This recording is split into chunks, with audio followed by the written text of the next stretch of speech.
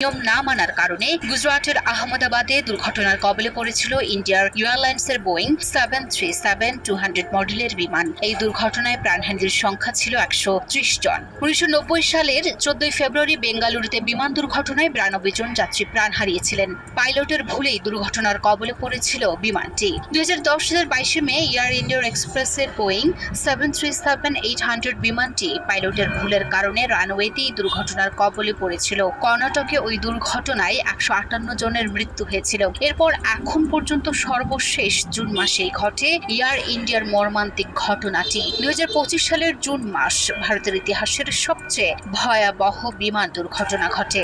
Air ইন্ডিয়ার flight AI-171 উড্ডয়নের কয়েক minute পরেই বিধ্বস্ত হয় বিমানটি। 241 জন যাত্রী ও ক্রু মারা যান। ভেঙে পড়া বিমানের ধ্বংসস্তূপ থেকে অলৌকিকভাবে মাত্র একজনকে জীবিত উদ্ধার করা হয়।